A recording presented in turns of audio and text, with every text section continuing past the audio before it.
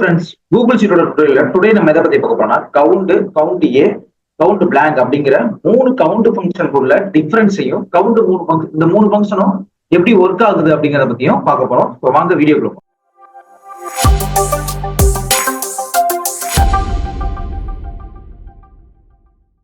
Okay friends, இப்போ count எதுக்காக use பண்ணுவோம்னா நம்பர்ஸை கவுண்ட் பண்றதுக்காக நம்ம கவுண்ட் ஃபங்க்ஷனை யூஸ் பண்ணுவோம்.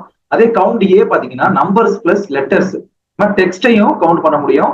அதே டயத்துல நம்பர்ஸையும் அது கவுண்ட் பண்ணும். அதுக்காக கவுண்ட் ஏ அப்படிங்கிற யூஸ் பண்ணுவோம்.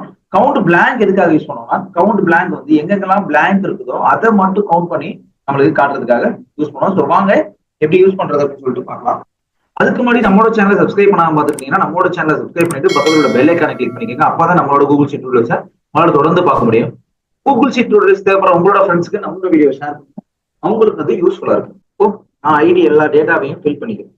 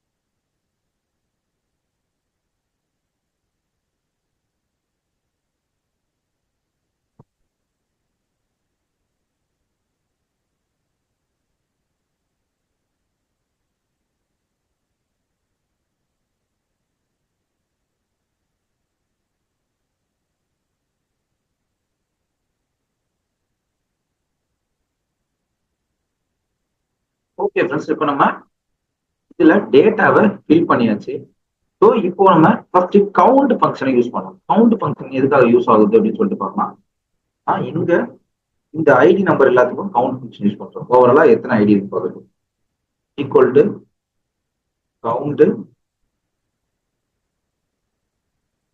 ரேஞ்ச் செலக்ட் பண்ணிக்கிறேன். ரேஞ்ச் செலக்ட் பண்ணிட்டு க்ளோஸ் பேரண்டிசிஸ் 10 ஐடி இதுல இருக்கு அப்படின்னு சொல்லி உங்களுக்கு இந்த கவுண்ட் ஃபங்க்ஷன் சொல்லுது. நான் அப்படியே பக்கத்துல டெக்ஸ்ட்டுக்கு பேஸ்ட் பண்ணிக்கிறேன். டெக்ஸ்ட்டுக்கு பேஸ்ட் பண்ணதாலும் சேம் தான், ரேஞ்ச் அதே தான், ஃபங்க்ஷனும் அதே தான். ஆனா எனக்கு இங்க டெக்ஸ்ட்ல இந்த கவுண்ட் ஃபங்க்ஷன் ஒர்க் ஆகல. ஏன்னு பாத்தீங்கன்னா count function only for the numbers, no text. அதனால கவுண்ட் ஃபங்க்ஷனை யூஸ் பண்ணி நம்மளால எத்தனைன்னு கவுண்ட் பண்ண முடியாது, நம்பர்ஸை மட்டும் தான் கவுண்ட் பண்ண முடியும். ஸோ டெக்ஸ்ட்டுக்கு நம்ம என்ன விதமான ஃபங்க்ஷன் யூஸ் பண்ணணும் அப்படின்னு பாத்தீங்கன்னா ஈக்குவல் டு கவுண்ட் ஏ அப்படிங்கிற ஃபங்க்ஷன் யூஸ் பண்ணணும். கவுண்ட் ஏ அப்படிங்கிறத கொடுத்துக்கிறேன். கவுண்ட் ஏ ஓப்பன் பேரந்திசிஸ் சேம் ரேஞ்சை செட் பண்ணிக்கிறேன். Close பேரந்திசிஸ் enter. இப்போ இங்கேயும் 10 வந்துருச்சு.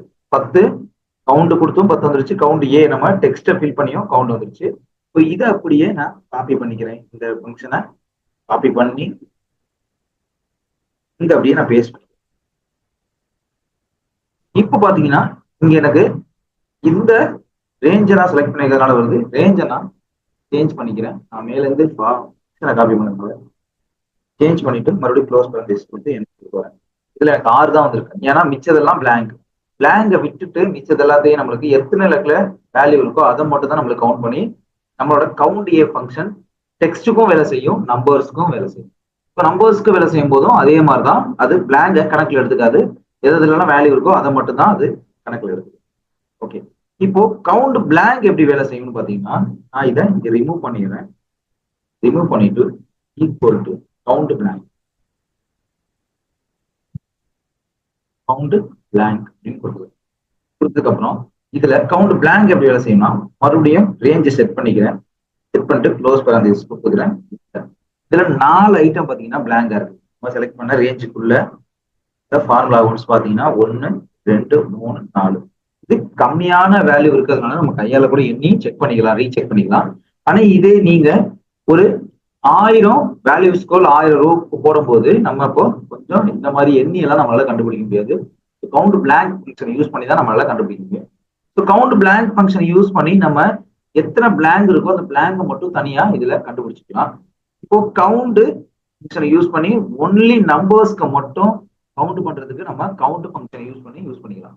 இதே கவுண்ட் ஏ ஃபங்க்ஷன் வந்து நம்பர்ஸ்க்கும் யூஸ் பண்ணலாம், அதே டைம் நம்மளுக்கு டெக்ஸ்டுக்கும் யூஸ் பண்ணலாம். ஆனா கவுண்டை வச்சு நம்மளால டெக்ஸ்டை கவுண்ட் பண்ண முடியாது. கவுண்ட் பிளாங்கை வச்சு நம்மளால எங்கெங்கெல்லாம் பிளாங்க் இருக்கோ அதை மட்டும் தான் பண்ண முடியும். வேல்யூ இருக்கிறத நம்மளுக்கு கவுண்ட் பிளாங்க் வச்சு கால்குலேட் பண்ண யூஸே ஆகாது. ஓகே ஃப்ரெண்ட்ஸ், திருப்பி ஒரு வாட்டி ரிவிஷன் பண்ணிடுறேன். கவுண்ட் உள்ள டிஃபரன்ஸ் பாத்தீங்கன்னா கவுண்ட் வந்து ஒன்லி நம்பர்ஸ் மட்டும் தான் நம்மளால பண்ண முடியும். கவுண்ட் ஏ வந்து நம்பர்ஸும் பண்ணலாம், டெக்ஸ்டும் பண்ணலாம். டெக்ஸ்ட்டை கவுண்ட் பண்றதுக்காக தான் கவுண்ட் ஏ அப்படிங்கிற ஃபங்க்ஷனை யூஸ் பண்ணலாம்.